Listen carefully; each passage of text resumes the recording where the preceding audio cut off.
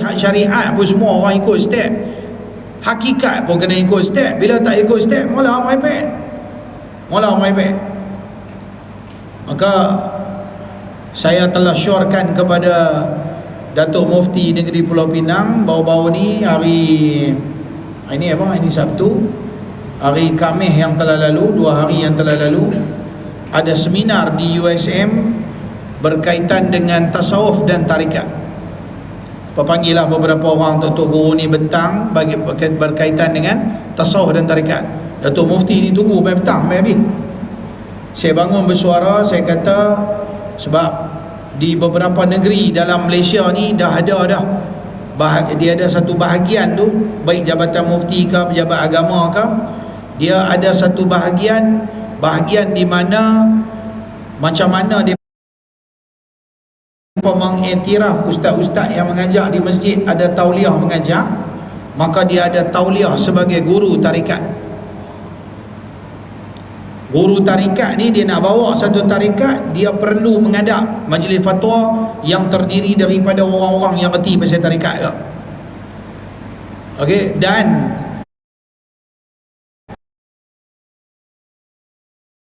ditentukan oleh pihak yang berwajib. Salah satunya dalam ilmu tarikat ni, siapa nak mendakwa dia bawa apa-apa tarikat, dia mesti ada pengiktirafan daripada guru dia. Siapa dia? Guru mursyid dia yang sebelum tu, yang telah melantik dia menjadi guru mursyid untuk membimbing tarikat tu. Kemudian tidak boleh ada rekod benda-benda yang menyalahi syariat. Baru betul tarikat gitu. Tarikat tu tak salah, tapi dah orang duk bawa merepek-merepek, mula orang pun jadi takut. Maka kita nak murnikan kembali, kita buang tarikat, tak boleh. Dia tak cukup syarat perjalanan. Dalam kitab Kifayatul Atqiya, ulama dia bahas, banyak kitab-kitab tasawuf dia bahas. Dia kata apa? Kita hidup atas dunia ni, kita nak menuju ma'rifat. Ma'rifat ni apa dia? Kenal Allah, ma'rifatullah. Kita nak kenal Allah, perjalanan dia hang tak ada jalan lain dah. Hang kena pi syariat, lepas tu kena pi tarikat, lepas tu kena pi hakikat, lepas tu baru dia menuju ma'rifat. Perjalanan dia macam tu. Ulama bagi contoh, dia kata apa? Fasyari'atun kasafinatin. Dia kata syariat itu seperti kapal. Wa tariqatun kal bahri, dan tarikat itu seperti lautan, dia punya perjalanan dia. Wa haqiqatun durrun ghala, dan hakikat itu adalah mutiara yang duduk di tengah laut. Mutiara dia tak ada kat bukit, dia duduk dalam tengah laut. Maka dia kena naik kapal, dia kena ada jalanan dia. Jadi kalau kering air laut, jangan mimpilah jumpa mutiara tu, tak ada Pasal mutiara tu memang dia duduk dalam laut dia. Dia tak ada atas bukit. Bukit-bukit ni dia batu lagu lain tak, permata lagu lain. Tapi kalau mutiara, dia duduk di dalam laut. Maka dia kena ada kapal. Kapal itu berarti ilmu syariat. Hang kena ada pekakas anak belayak. Lepas tu hang kena ada laut untuk hang jalan. Dalam hang nak berjalan, hang kena ada ilmu macam mana hang nak jalan atas laut. Orang pergi ke laut, dia tahu angin barat, angin timur, angin tu, angin ni, cara nak kemudi tu, cara nak kemudi. Itu semua bahagian berkaitan tentang nak kemudi, berkaitan dengan perjalanan laut, ilmu tentang laut. Perjalanan tu nama dia ilmu tarikat. Kapal itu sendiri nak kemudi kapal, itu nama dia ilmu syariat. Kemudian dah sampai di tengah laut, mutiara tak ada di tepi laut, dia ada di tengah laut. Hang kena berenang pula masuk, pi ke dalam dasar laut, pi ambil tiram tu bawa keluar mai. Dapatlah mutiara yang ada di dalam tiram tu. Belum dapat makrifat lagi. Bawa balik tiram tu, lepas tu pi buka dia, pi ambil dia punya mutiara dalam tu, pi cuci, pi apa semua, gilap dia, bubuh dia di atas satu cincin contohnya, satu barang kemas. Lepas tu duk menikmati, ya Allah cantiknya. Yang tu dia panggil ma'rifat, menikmati keindahan dan kecantikan hakikat, maka itu nama dia ma'rifat. Maka dalam hidup kita ni, dia kena ada, mudah cerita, dia kena ada zahir, dia kena ada batin. apa benda pun dia tak ada zahir, dia tak cukup zahir batin ni, maka dia jadi tak betul. Cuba kita tengok, ada satu benda ada kat supermarket, ada banyak-banyak kat supermarket. Tuan-tuan pergi dekat bahagian tempat-tempat baju ni, tengok ada kadang-kadang seorang tu dia pakai seluar mahal, baju mahal, siap bawa tali pinggang kat dia, siap bawa topi kat dia, semua branded. Tapi pastinya kalau tuan-tuan lalu tepi dia, tuan-tuan tak akan bagi salam kat dia. Betul tak? Pasal apa? Pasal dia patung, dia tak ada roh. Dia ada jasad tapi dia tidak ada roh. Berarti dia ada zahir, dia tidak ada batin. Itu perumpamaan dia. Jadi kalau ada zahir, segak pi lagu mana pun, kemah pi lagu mana pun, tapi kalau batin dia, roh tak ada, habis ya. Siapa pun tak teringin nak bagi salam, jangan kata salam kot sambil-sambil abang pun tak ya. Orang lalu-lalu saja macam tu ya. Maka dia kena ada gabungan zahir dan batin. Adapun yang menggabungkan, yang bagi zahir dengan batin tu pergi duduk sekali sehingga zahir dengan batin tu boleh berfungsi, itu nama dia ilmu tarikat. Tuan-tuan kena ambil lah bai'ah zikir tarikat tu, jangan tak payah takut lah. Lepas-lepas ni guru-guru tarikat semua kena duduk di bawah Jabatan Agama. Saya setuju, bagus. Dah, tak ada, jangan duk dengar orang kata ambil tarikat ni nanti panas jadi gila. Merepek lah. Saya umur 14, 13, 14 ambil tarikat sampai hari ni. Tuan-tuan nampak saya macam orang gila ke tak? Tak tahulah kalau tuan-tuan kata saya gila. Itu dia. Tak iri gila pun. Siapa kata ambil tarikat ini gila? Merepek lah, penipu lah. Hak gila tu dia pergi ambil menentang apa tau. Duk belajar merepek-merepek ni. Itu mungkin lah. Mana ada gila, tak ada gila. Gila dengan Tuhan lah.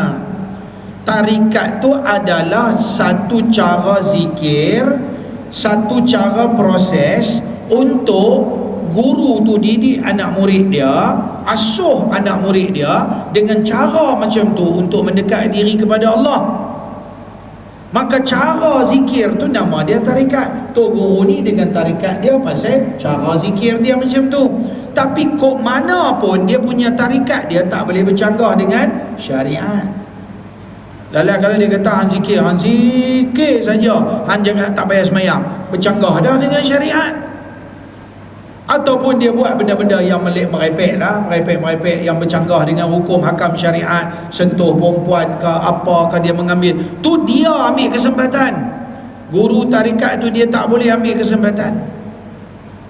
Dia tak boleh ambil kesempatan. Dia kalau nak dia cari yang halal, dia tak boleh ambil kesempatan yang haram. Dia teringin nak menikah, dia mau bini, dia pergi menikah lah banyak, 3 ke 4 yang paling banyak kan. Faham tak? Dia pergi carilah bini dia secara halal, dia pergi kahwin, dia pergi duduk halal. Pasal apa? Supaya nafsu dia terkawal dan dia tak ambil kesempatan kepada murid-murid dia. Guru tarikat dia kena bekerja. Kalau dia perlu kepada rezeki, sumber pendapatan, dia bekerja supaya dia tidak berharap, dan dengan meletakkan satu syarat kepada murid dia. Hang nak jadi anak murid aku, hang kena bagi harta hang kat aku berapa persen. Tak boleh. Yang tu semua ambil kesempatan. Salah macam tu. Siapa pun di dunia tak boleh buat begitu. Maka ni baik yang ambil kesempatan tu kita buat tepi. Sebab tu kita pun kena mengaji belaka, kena mengaji syariat, kena mengaji hakikat. Baru kita tahu guru kita tu buat benda betul ataupun tak betul. Sekiranya ada dia buat benda yang tak betul, maka tak boleh ikut lah. Benda tu bercanggah. Ini penting sangat. Oleh kerana perjalanan ini adalah satu perjalanan yang baik, nak membawa manusia dekat diri dengan Tuhan, maka dia ada dia punya cabaran, dia banyak lah. Allah akan uji kita dengan macam-macam ujian. Maka fiqah duk ngaji, tauhid duk ngaji, tasawuf duk ngaji dah. Ni mengaji kitab yang duk ngaji ni, bukan kitab koman-koman ni. Ni bukan kitab baru start mengaji tasawuf ni, Minhajul Abidin ni. Bukan. Yang ni peringkat pertengahan punya kitab. Ada lagi tinggi pada tu, tapi yang ni peringkat tinggi dah. Ni kira untuk orang awam, Minhajul Abidin ni agak pertengahan yang duk pergi tinggi. Permatang Rambai ni kira level nak kena naik lah, mengaji pergi kemas sikit, nak kena bagi capai ma'rifatullah tu. Sebab tu saya duk pesan selalu, tiap-tiap kali kuliah saya main, saya pesan jangan mati melainkan khatam dulu kitab Minhajul Abidin. Malaikat maut kalau mai, abang kata, tuan ini hari Sabtu, hari ni pun Sabtu kan, tuan ini hari Sabtu, sekarang hari, esok hari Ahad public holiday, kalau mau cabut saya punya nyawa, tunggu saya mengaji Minhajul Abidin bagi khatam dulu. Pasal apa? Kalau tak mengaji Minhajul Abidin, kita tak tahu jalan betul untuk mencapai hakikat dan menuju ma'rifat. Akhirnya kita bila tak dapat ma'rifat, kita mati tak kenal Tuhan. Tu dia punya masalah dia tu lah ni. Bila tak dapat ilmu hakikat ni ilmu dalam kitab ni, maka dikhawatiri kita mati tak kenal Tuhan. Kenal takat nama dia Allah ya, tak jadi. Kenal takat dia tu adalah Tuhan saja, tak jadi. Kena ada dalam lagi, kena pidip lagi dalam. Kenal itu sampai duduk di dalam, sehingga duduk tak mana-mana pun terbayang-bayang Allah, Allah. Saya ajak kat tuan-tuan zikir tiap-tiap lepas semayang. Saya tak tahu, tiap-tiap lepas semayang saya kata, saya tak tahu lah tuan-tuan buat ke tak. Saya pun main sebulan sekali je.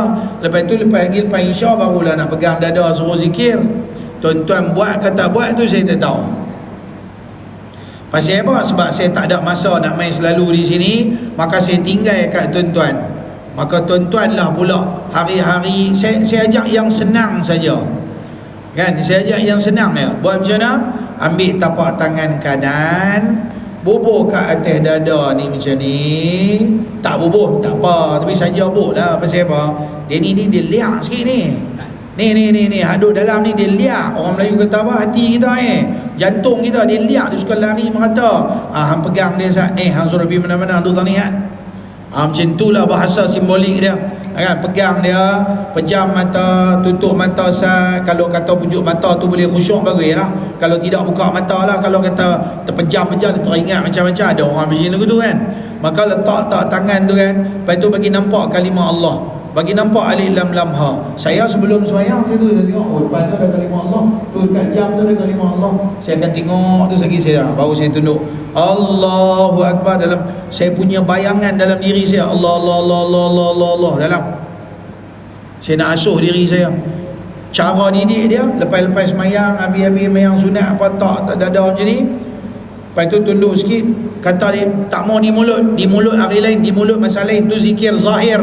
Kita nak zikir batin, dalamannya, iaitu buat apa? Bayangkan Allah, Allah, Allah, Allah, Allah, Allah, Allah, Allah, Allah.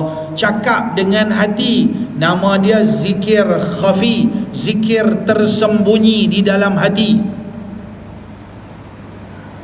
Saya terima ambilan ajak, yang ajak saya tu guru saya, tu guru saya, tu guru dia ajak, tu guru dia, tu guru dia ajak. Saya ada salasilah bertulis sampai Nabi. Saya dapat izin daripada guru saya untuk ajak murid-murid saya untuk ingat Allah dengan kalimah Allah, Allah, Allah, Allah. Tuhan kata dalam Quran apa? Iqra bismi rabbikal ladzi khalaq. Baca di mulut boleh, baca di hati pun boleh, dengan nama Tuhan yang menciptakan. Siapa Tuhan yang menciptakan? Nama zat Tuhan adalah Allah. No, yang banyak-banyak Ar-Rahman, Ar-Rahim, Al-Jabbar, itu nama sifat Allah. Tapi nama Allah, nama zat Allah satu ya, Allah. Semua Allah. Ayat lain, ayat kalau nak sebut pasal zikir Allah ni berlama-lama ah. Saya umai sikit-sikit ya. Umai sikit, esok dia kali umai lagi cerita lagi. Tuhan kata apa dalam Quran? Qulillah, sebut Allah. Thumma dharhum fi khawdihim yal'abun. Kemudian biarkan kalimah Allah itu bermain-main di dalam hati mereka. Allah, Allah, Allah, Allah, Allah, Allah. Masa sebelum lepas semayang tu ajak, supaya nanti masa kita tengah duduk semayang duduk terbayang kalimah Allah, supaya nanti sampai satu peringkat ketika kita duduk naik kenderaan, duduk terbayang dalam hati Allah, Allah, Allah, Allah, Allah. Bahkan kita duduk di mana pun di sini boleh jalan Allah, Allah, Allah, Allah, Allah. Kalau satu orang dekat sini duk jalan Allah, dia berani dah buat maksiat? Dia tak berani. Sini duk sebut kot. Takkan sini duk sebut anak pergi mencuri kot. Takkan sini duk sebut anak pergi tengok benda haram kot. Dia tak boleh. Pasal apa? Sini dia duk bawa tak mana pergi ni. Macam seolah-olah satu orang dia bubuh lencana dekat sini, lencana dia alif lam lam ha. Seolah-olah tu botang ni bawa pergi tak mana-mana. Mana hampi yang bawa lencana tu? Tapi kalimah Allah masuk tandas tak boleh. Tulis memang di luar ni. Tapi kalau kalimah Allah duduk dalam jantung tu boleh masuk tandas? Boleh. Bahasa dia macam lolak lah sikit. Sambil hang duk qada hajat tu pun sini boleh jalan Allah. Tak salah. Yang salah sebut di mulut saja salah. Bagi luar, bagi zahir. Tapi kalau batin zikir, ini nama dia zikir batin. Zikir zahir, bacalah di mulut Allah pun boleh. La ilaha illallah, afdalu zikri la ilaha illallah. Zikir ataupun apa-apa zikir, yang tu dengan zikir di mulut, yang tu bahagian ilmu fiqh tauhid, yang ni ilmu zahir. Ilmu batin, zikir dia kalimah Allah di dalam hati. Selain daripada tu banyak lagi lah duk bincang bab-bab batin ni. Maka pertambatan antara, ikatan antara ilmu zahir dengan ilmu batin tu, celah tu yang bagi ikat tali kat sini dengan tali kat sini, bagi gabung sekali ni, nama dia tarikat. Tarikat tu apa dia? Zikir. Tu tadi saya bagilah. Zikir tu. Zikir kalimah Allah dalam hati. Senang ya, tak gaduh gerak apa. Hang demam ke, hang sakit kepala ke, hang beringui ayak hidung keluar ke, ayak mata ke, ayak telinga ke, hang duduk di hospital tengah-tengah lagu tu ke, hang duduk sakit pinggang ke, hang sakit apa ke, apa pun tak ada alasan untuk hang zikir dalam jalan Allah. Kok dia payah jalan, pegang dia Sat. Simbolik, pegang dia Sat. Allah. Tapi jagalah, saya biasa ajak. Ada pakcik tu buat kat masjid, dia kata, Ustaz tahu tak, masa saya buat, saya pegang lagu tu lepas sembahyang sunat, orang main duk kata, awak Pak Haji sakit jantung lah. Ada pula macam tu. Mereka pun heran, awak dia duk pegang dada, sakit jantung apa kan. Jadi saya kata, dia pun kata, tak ada apa saja pegang. Dia jadi lagu tu juga tau. Macam selalu saya bila, tuan-tuan saya minta ampun, minta maaf tuan-tuan, kok saya ada dosa silap nah. Orang ni main tanya apa cikgu? Orang ni main tanya apa? Pasal apa minta maaf? Orang dia tanya apa? Nak pergi haji ke? Nak pergi umrah ke? Weh, minta maaf bukan nanti kena pergi haji dengan umrah. Selalu-selalulah minta maaf ke orang. Dosa berlambak. Dia no? Dosa sedang dengan tak sedang. Tiba-tiba kita hantar mesej, Assalamualaikum kawan-kawan semua, saya minta ampun, minta maaf. Kadang-kadang kita zikir tu, dia masuk main ke dalam, dia kata, ya Allah aku ni dosa banyak. Zikir pun tak boleh, tak mau nak khusyuk ni. Ya Allah, apalah dosa aku. Hantarlah kat kawan-kawan, Assalamualaikum, minta maaf adik-adik beradik, kok ada silap salah, minta ampun, minta maaf. Mereka pun hantar, nak pergi umrah kan? Semua tanya lagu tu. Lah, pasal apa? Dah jadi budaya dalam masyarakat kita, minta maaf nak pergi haji, nak pergi umrah. No, nak mati Bila nak mati? Tak bagi syarat mati tak syarat tua, mati tak syarat sakit, mati tak syarat susah. Bila-bila mati boleh, bila-bila masa boleh mati. Maka selalu-selalu minta maaf. Dapat dah zikir tu, bepi lah orang kata ni, buat apa jadi Pak Haji dah ni duk zikir kalimah Allah ni, nak bagi ingat kat Tuhan. Tu dia, bepi lah. Mudah-mudahan dengan kita habaq lagu tu, kawan tu pun teringin nak belajar ke zikir dengan kalimah Allah. Dia kata buat macam mana? Hang pegang dada ni, hang kata Allah dalam jantung hang 3-4 kali pun tak apa. Habis koman 3-4 kali. Kalau boleh banyak lagi, 2-13 kali, 2-30 kali. Mula dengan sikit sampai kita rasa syok, hang buat bagi banyak. Tapi 5 waktu semayang bagi ada 1 minit ke apa ke, pegang sa Allah. Bukan kena sebut dengan lidah pun. Jatak tangan lagu tu, bayangkan Allah. Sebut di dalam. Ya Allah punya senang. Percaya dah Pak Haji semua, esok satu hari nanti duduk di hospital, katakanlah jangan hospital lah, masa demam, masa sesemua, sini duduk beringui, bengkak, rengkung semua, boleh baca masa tu? Quran boleh baca dah masa tu? Oi, Quran apa nak cakap pun tak boleh. Sini tongsel 2 biji, badan panas, sini duk berayak, tu demam sesemua pun kita jadi malas nak tidur.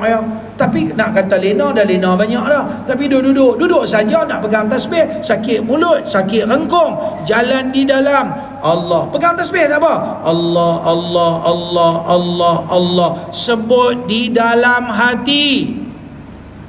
Buatlah, insya-Allah boleh lah. Saya doa Allah permudahkan tuan-tuan untuk berzikir dengan zikir khafi ni. Buat bagi elok, insya-Allah. Mengaji dah, sambil-sambil itu kita beramal. Tapi ingat, dia nak cerita dalam bahagian pertama ni, kadang-kadang orang ada ilmu, dia belajar ilmu zahir, tapi dia tak belajar ilmu tasawuf, dia tak belajar ilmu batin, dia jadi takabur, dia jadi besar diri, dia rasa dengan ilmu,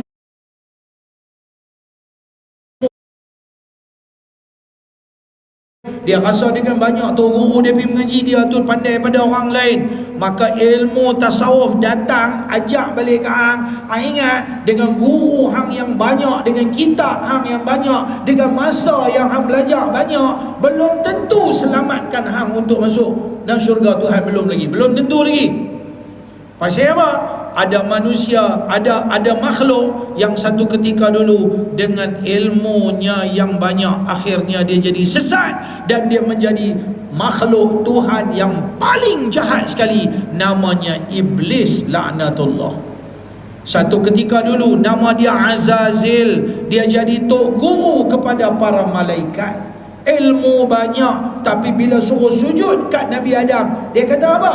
Khalaqtahu min tin, dijadikan dia daripada tanah. Wa khalaqtani min nar, engkau ciptakan aku wahai Tuhan daripada api. Api lebih hebat daripada tanah. Layak ke api pergi sujud dekat tanah? Oh, tu dia takabur. Macam itulah kita kadang-kadang nak mengaji, dia kata apa?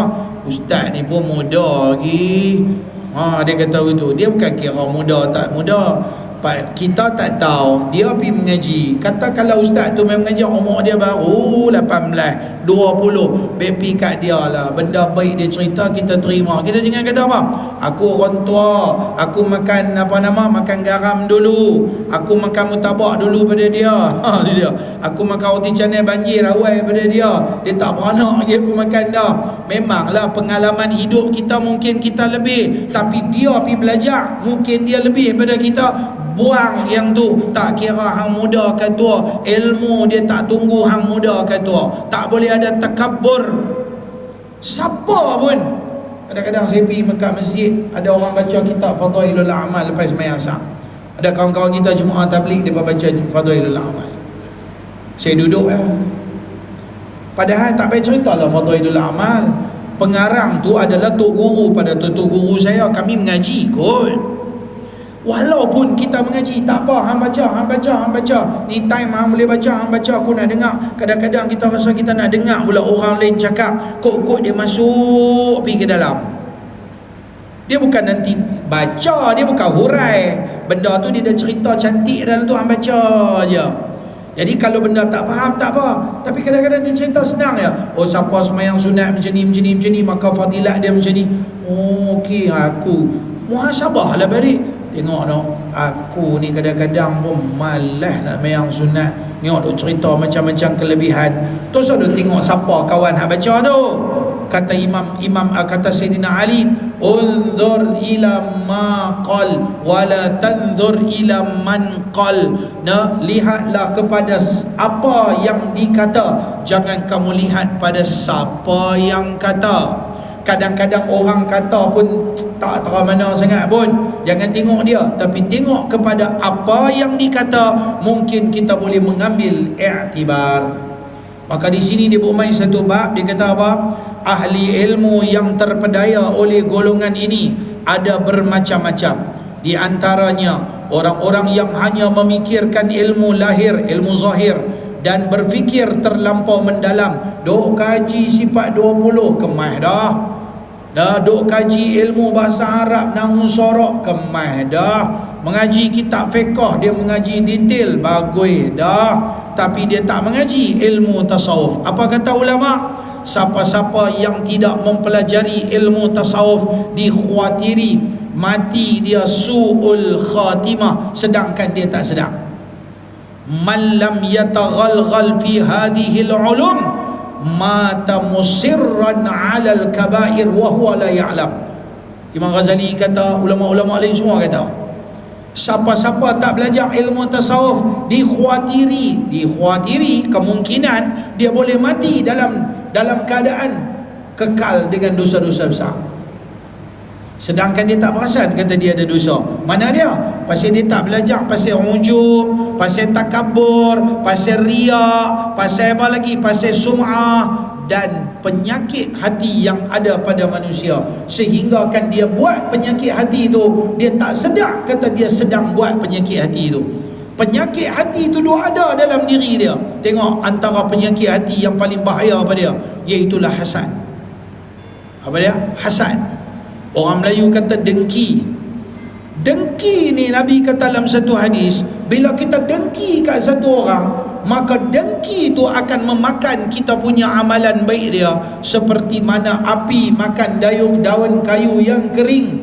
Dia kata daun kayu kering, dia tak kata daun kayu. Kalau daun kayu saja boleh jadi bakar separuh, pasal dia daun basah pun ada lagi. Tapi bila dia sebut daun kering, nak abang kata dia jilat habis. Dengki ni macam mana dengki? Pak Haji faham macam mana dengki? Tak tahu. Cikgu nak kata apa nak you? Cakap beritahu sikit, tak apalah, tak betul, tak betul. Dengki ni macam mana? Ha? Orang semua tak betul. Orang semua tak betul. Orang berjaya sikit dia tak suka. Dengki ni macam ni. Tengok diri kita, sudah tengok orang. Dengki ni macam ni. Kita tengok orang dapat satu nikmat, kita tak puas hati. Kita kata, ish, kalau boleh ni Tuhan ambil balik nikmat ni kat dia baru bagus. Faham tak? Nampak dia tengok ni, dia jangan duk buat lebih apa ni, macam katalah dia dapat kereta, dia beli kereta baru, kita pun tengok dia punya kereta baru. Oi, kereta baru. Sepatutnya baby kat dia kereta baru, duit dia bukan duit kita. Baby kat dia bukan dia rompak duit kita dalam rumah kita ke bank kita ke beli dah. Duit dia belilah, baby lah dia pakai. Sepatutnya kita tengok, weh bagus ya, alhamdulillah, insya-Allah, mudah-mudahan kereta ni berkat lah, kita kata lagu tu. Tapi tak, kita pun tengok, amboi, tang-tang dia beli kereta baru, dia nak main tayang main masjid. Dia pula mau main ke masjid pasal dia nak mensyukuri nikmat Tuhan. Kereta baru tu dia nak pakai main masjid. Dia nak supaya dia pergi masjid selesa. Kuala Lumpur orang pergi masjid semua kereta mahal-mahal, orang tak kereta buruk tak simpan di rumah. Saya pergi ada satu masjid Bandar Sunway, yang ada Sunway Lagoon tu, kat tu. Saya pergi dengan satu orang. Dia buat, ui, semua kereta mahal-mahal. Kereta ni kira orang kaya-kaya. Kereta semua tak pernah nampak di sini pun tak pernah nampak. Tak pernah dengar nama apa dah. Tengok tu dia parking-parking, saya duduk keluar. Tu dia kereta macam ni. Kita sini jangan bawa Alphard sudah, main ke masjid BMW ke apa. Orang dia kata apa? Tengok orang belagak bawa BMW main. Habis tu nak kena naik kereta kotak main tau ni. Kayuh dengan kaki, kemak kartun tu yang zaman dulu-dulu, apa stone tu, jadi jalan dengan kaki. Macam tu baru bagus. Orang kadang-kadang dia mentaliti, dia fikir lagu tu, dia tak boleh tengok orang lebih daripada dia. Tapi dia tak pergi lingkup kereta kawan tu. Kalau bagi lingkup kereta kawan tu, nama dia zalim, dosa lain pula. Tapi yang kata hasad ni, dia kata dia ni kereta dia ni motor accident selesai. Dalam hati, cadang dalam hati, biar bagi Tuhan ambil balik nikmat ataupun hilang nikmat yang ada kat dia tu. Maka itu nama dia hasad. Islam ajak kat kita bila tengok satu orang tu ada satu nikmat, pi ucap kat dia berkat. Sebab tu bila orang menikah dia kata apa? Pi kata kat dia berkat, barakallahu lakuma wa baraka alaikuma wa jama'a bainakuma fi khair. Senang cerita macam ni lah. Ni pengantin lah, berkat lah, insyaAllah, mudah-mudahan perkahwinan ni berkat. Tak tahu nak baca hantu tak apa pergi jumpa pengantin. Bila pergi rumah kenuri cari pengantin, ataupun kalau pengantin tak ada, doa bila kan, ya Allah bagilah mereka punya perkahwinan ni berkat. nah, jadi dapat rahmat Tuhan, dapat keberkatan daripada Tuhan, nah, tak buat benda haram, jadi hidup mereka selamat. Yang tu yang sepatutnya kita pergi doa. Ni dak dia pergi tengok dia tengok pengantin tu lawa, dia kata tengok bini dia lawa, mana dia pergi cari lawa ni. Awak bini aku tak lawa. Pula bini dia tu pun dulu lawa dah, tapi dah lama dah. Dulu tak syukur tu. Betul tak? Oi, lawa nak sampai bila-bila jam hang duk mau bini lawa, yang hang tu lawa dah. Hang pun gigi luruh ke? Hang pun uban bercamuk juga. Lepas tu mau bini hak uban tak bercamuk. Manusia teratur dah no. Dia tak syukur nikmat Tuhan. Jadi yang tu nikmat Tuhan bagi kat dia. Tengok laki dia kok gelap hitam. Tak apalah, laki aku gelap-gelap pun, mudah-mudahan aku boleh tumpang-tumpang pergi buat amal ibadat dengan laki aku. Yalah, kalau dapat laki putih pun duk pergi buat benda haram, jauh leceh. Apa guna putih? Putih tak jamin masuk syurga. Kalau hitam pun boleh pergi masjid, boleh semayang, boleh sujud kat Tuhan. Bilal Ibn Rabah tu kira saya cerah lagi pada dia kot. Dia lah, cikgu no. Dia orang hitam Habsyi tu. Boleh nak ni sama dengan ni. Cerah apa saya. Tapi saya belum tentu lagi masuk syurga. Suara tapak kaki Bilal Nabi dengar dah dalam syurga. Allahu Akbar. Tuan-tuan, ni orang panggil hati baik. Macam mana nak didik hati bagi baik? Jangan pandang dengan jangan duk nilai dengan benda-benda yang zahir semata-mata, tapi dalaman tu kena ada. Maka orang kalau hati dia baik, dia tak ada dengki, dia tak ada khianat, dia tak ada nak berjatuh orang, dia tak ada nak ambil tahu sangat pasal orang benda yang tak sepatutnya ambil tahu.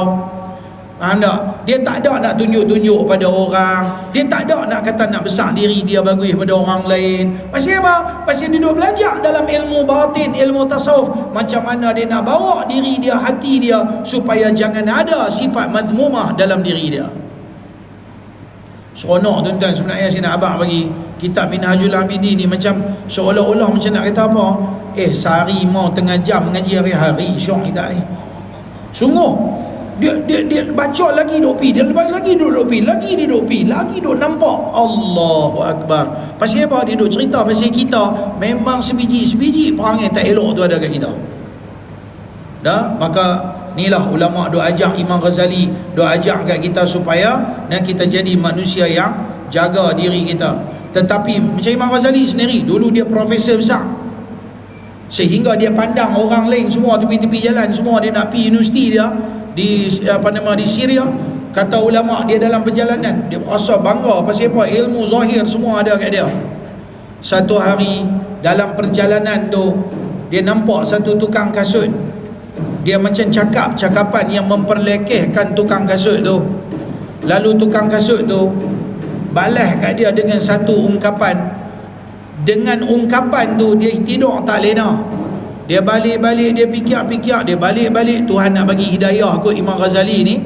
Terus satu hari dia pergi melutut, duduk dekat tukang kasut tu. Dia kata, saya minta maaf banyak-banyak Tuan, saya ni hamba yang hina. Saya selama ni tak ada orang yang pernah bagi sedar kat saya.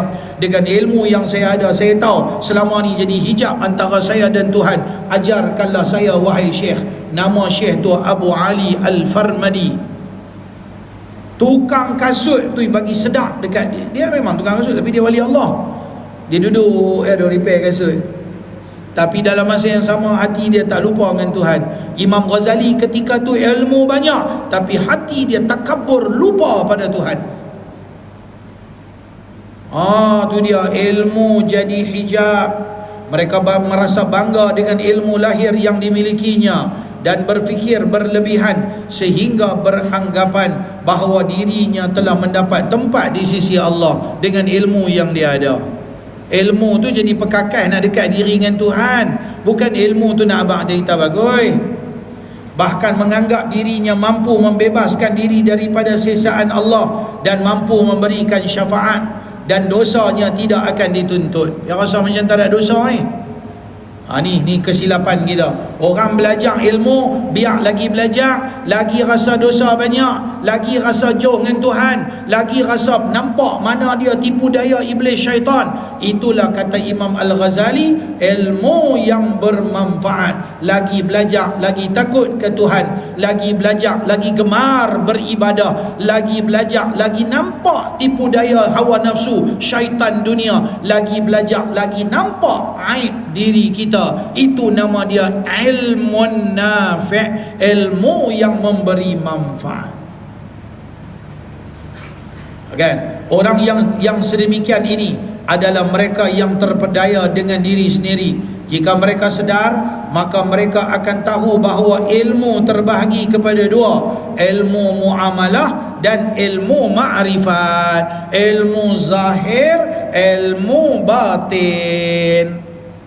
Kalau betul-betul hang ngaji lah, ngaji betul ada ilmu zahir, ilmu benda yang kita duk buat muamalah hari-hari kita dengan Tuhan, dan kita semayang, amal ibadat dengan kita, dengan masyarakat. Itu nama dia ilmu zahir. Ilmu ma'rifat itu adalah merujuk kepada ilmu batin. Ilmu muamalah ni nak urai sikit dua jenis ilmu tu. Di antaranya ialah mengetahui mana yang halal dan mana yang haram, mana akhlak baik, mana yang buruk, serta mengetahui bagaimana cara menjauhi dan menghilangkan sifat-sifat buruk tu. Akan tetapi mengetahui kesemuanya ini tidak membawa sebarang erti jika tidak diamalkan. Tu amal tu duk main nak batin tu. Apa gunanya seseorang tu mengetahui sesuatu ilmu dan cara-cara beribadat jika tidak mengamalkannya? Ilmu banyak tapi tak amalkan, na'udzubillah. Atau mengetahui pelbagai jenis maksiat dan cara untuk menghilangkannya jika dia sendiri tidak berusaha untuk menjauhinya. Dia tahu kata takabur, tapi dia tak boleh nak lepas diri pada takabur. Dia tahu kata riak tu macam mana, tapi dia juga duk buat riak hari-hari. Ataupun menguasai ilmu akhlak dan dapat membezakan mana baik dan buruk, tetapi perbuatannya adalah sebaliknya. Tahu mana baik mana buruk, tapi tak boleh buat ke? Contoh pandai baran lah no? Bukan tak tahu kata pandai baran tu tak bagus kan? Tapi itulah, nak boleh kontrol diri bagi tak pandai baran tu susah kan? Tak boleh. Sekali saya pergi mengajar kat satu masjid, tak boleh sebutlah nama masjid, kok belah-belah sini lah juga, belah-belah seberang ni. Tak boleh sebut lah. Saya pergi mengajar, Tok Imam dia isap rokok. Tok Imam dia isap rokok. Tok Imam dia ni bekas askar. Jadi komando lah. Tok Imam dia ni satu macam yang backing ni, kita tak nampak lagi. Saya mengajar dulu, kalau saya pergi kuliah, saya bawa pot tu, bawa kertas dengan pen, saya suruh orang tulis soalan. Tak faham tanya. Gamaknya tak ada ustaz yang buat lagu tu kot. Siapa nak tanya terus ya. Yang saya pergi tulis. Hari tu, malam tu saja 3 soalan tulisan lain-lain, menunjuk kata orang lain-lain lah kot tulis. Tapi soalan dia lebih kurang, apa hukum tu Imam isap rokok? Yang saya ni pun betul lah jawab bila saya kata isap rokok hukum dia haram. Fatwa Malaysia, fatwa antarabangsa semua kata haram. Hak mana kata makruh, ustaz tu mesti dia isap rokok. Dia katalah makruh. Hak mana tak isap rokok, yang mana tahu hukum tu, dia kata isap rokok haram. Bah nak berhenti tak berhenti tu nombor 2. Nombor 1 orang kena tahu kata haram. Lepas tu apa hukum tu Imam isap rokok? Tu Imam isap rokok pasal dia berkekalan buat benda haram, tak berhenti. Sehari kalau 10 batang, 10 kali dia buat benda haram tu, maka dia panggil tu imam fasik. Makruh berimamkan dengan imam tersebut. Saya kata macam tu. Tak apa lagi tu imam tu duduk penjuru tu, saya pun tak perasan dia duduk penjuru tu.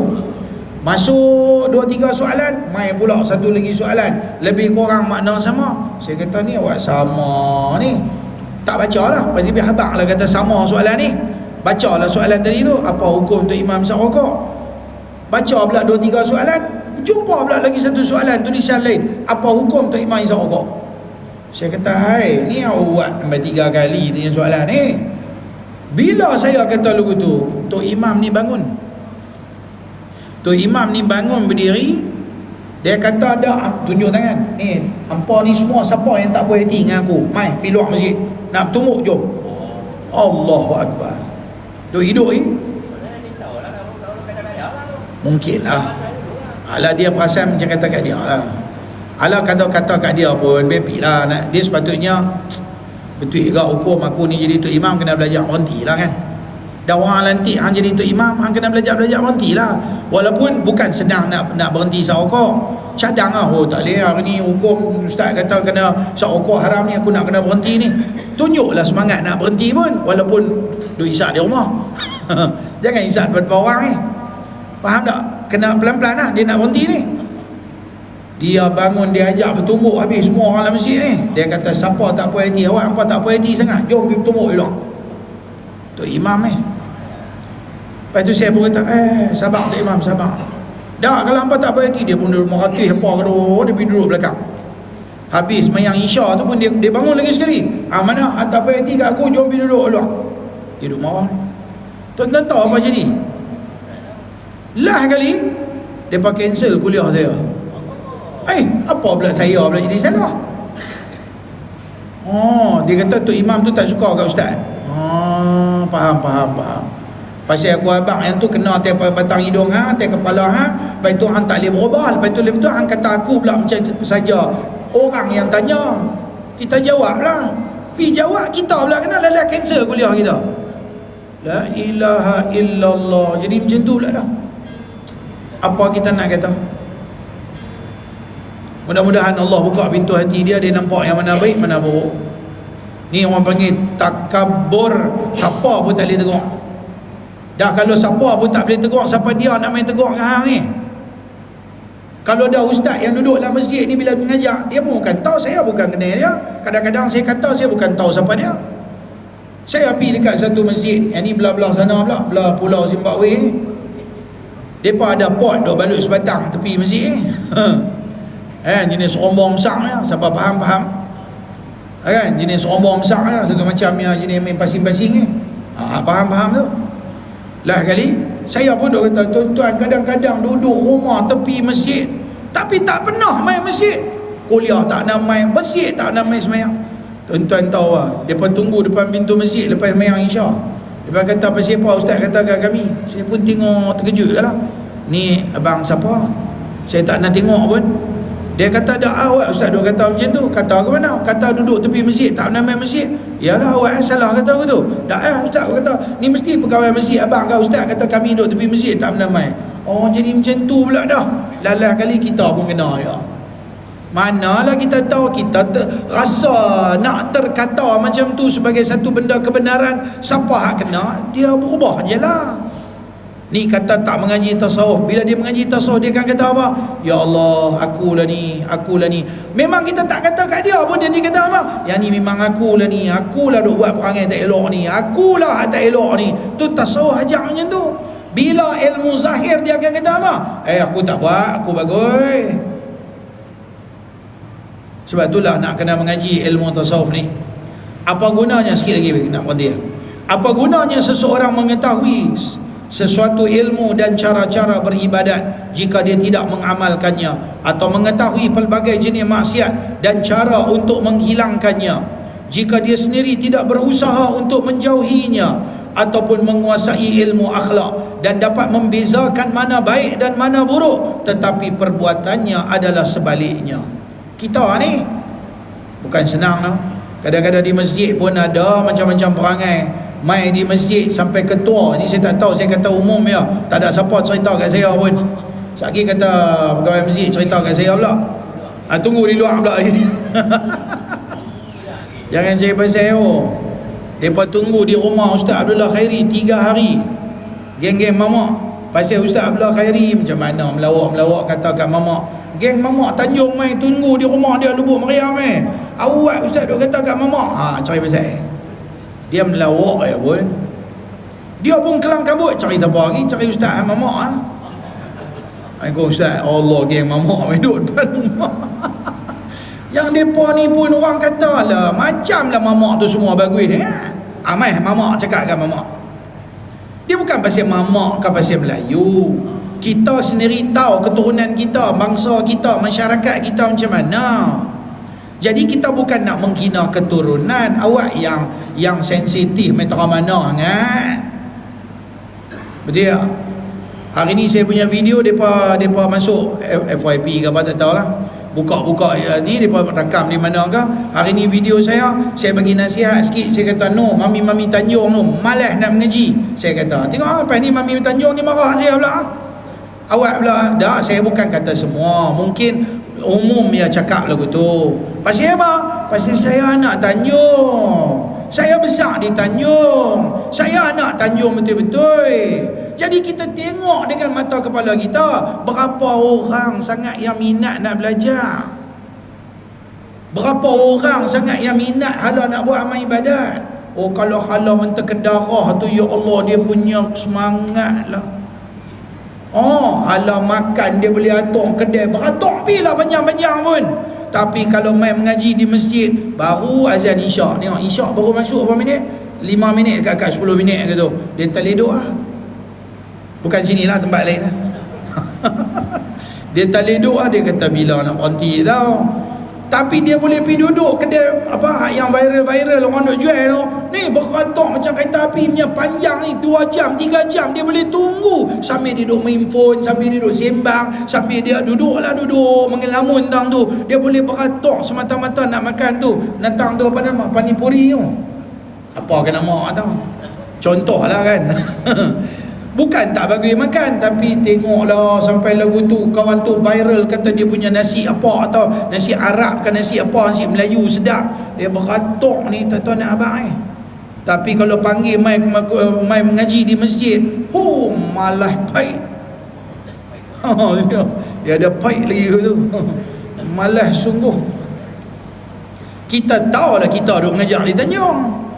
Tuan-tuan tengok baru ni saya mengajar betul-betul masjid depan Komtar sebulan sekali. Masjid Simpang 6. Tuan-tuan tengok saya mengajar. Allah, yang ada geng mana? Bangla, Pakistan, Rohingya. Pasal puak tu memang duk datang tu dah. Tapi bagus saya buat zikir-zikir sikit. Oh, syok daripada duduk mengaji. Tak kisahlah, Bangla pun Bangla lah. Janji kita imarah masjid, kita mengajar bila apa yang betul-betul. Kadang-kadang sedih masyarakat kita tak berminat untuk nak mendalami urusan agama Allah. Maka kita nak pelbagaikan juga macam mana kita nak tackle lepas ini pun bukan satu benda yang senang. Firman Allah Subhanahu wa taala, qad aflaha man zakkaha. Sesungguhnya berjayalah orang yang menjadikan dirinya sedia bersih, bertambah-tambah bersih. Qad aflaha man zakkaha. Sesungguhnya telah mendapat kejayaan man zakkaha, mereka yang menyucikan hati dia. Siapa fikir nak cuci hati bagi bersih, orang ni selamat. Wa qad khaba man dassaha. Sesungguhnya rugi manusia yang mengotori hati dia. Sebaliknya Allah Ta'ala tidak berfirman qad aflaha man ta'allama kaifiyataha. Sesungguhnya beruntunglah orang yang mempelajari cara membersihkan jiwa. Dah. Hang belajar cara belum lagi, tapi hang membersihkan, hang praktik ilmu tu, yang itulah menjadikan hang bersih di sisi Tuhan. Sehubungan dengan itu, syaitan akan selalu berusaha untuk memujuk kita agar menjauhi ayat di atas. Syaitan akan berkata, janganlah kamu keliru. Tujuan kamu adalah menginginkan agar hampir kepada Allah dan memperolehi pahala. Maka semuanya itu akan tercapai hanya dengan ilmu. Ingatlah sabda Rasulullah SAW dalam beberapa hadis bahawa seseorang yang berilmu sangat agung, sangat mulia di sisi Allah. Jika seseorang itu lemah imannya, mudah terpujuk dan kurang berfikir, maka dia akan membenarkan perkataan syaitan itu dan merasa tenteram dengan hanya memiliki ilmu tanpa berbuat amal. Di masjid, di mana-mana masyarakat kita pun ada macam-macam. Ada rajin buat amal, mengaji tak mau. Ustaz mana main mengajar pun tak mau mengaji. Kotlah dia kata, aku ustaz janggut panjang ni aku tak mau mengaji. Tapi dia pergi mengaji kat ustaz tak ada janggut, tak apa. Janji yang mau mengaji. Dah aku jenggot pendek tak apa, jenggot panjang ni aku tak mau. Tak apa ikut suka. Tapi dia mengaji ke? Tak apa. Dah hak ada janggut boleh tak mengaji, tak ada janggut boleh tak mengaji. Siapa boleh tak mengaji Habis tu macam mana nak hidup bodoh bila-bila tak tahu apa macam mana? Lagilah senang syaitan nak menyesatkan kita dengan tidak ada ilmu. Ada pula satu golongan rajin mengaji, dia hantar masjid, ustaz tu ustaz ni, ustaz tu ustaz ni, dia hantar. Tapi tuan-tuan, hala ke amal ibadat malah lah. Macam tu pula. Kita tak mau, kita mau beriringan antara mengaji dan amalan. Maka dia akan membenarkan perkataan syaitan itu dan merasa tenteram dengan hanya memiliki ilmu tanpa berbuat amal. Inilah yang dinamakan ghurur, tipu daya iblis, syaitan, hawa nafsu, dunia dan makhluk. Lain pula keadaan orang yang tidak mudah termakan pujuk, selalu berwaspada. Dia akan menjawab, hai syaitan, engkau hanya mengemukakan hadis yang menerangkan keagungan ilmu dan tidak mengingatkan aku akan keburukan-keburukan orang alim yang enggan mengamalkan ilmunya, yang darjatnya menyamai anjing dan himar. Engkau tidak mengemukakan kepadaku hadis yang berbunyi, barang siapa bertambah ilmunya tetapi tidak bertambah amalannya, ini bererti dia bertambah jauh daripada Allah. Allah takutnya. Allah. Masih banyak lagi hadis yang senada dengan hadis di atas. Doa banyak minta Allah bagi kekuatan kat kita agar kita diberikan kekuatan untuk rajin beribadat. Orang ghurur hanya mempercantikkan zahiriyahnya, zahir dia, dan mengabaikan batinnya.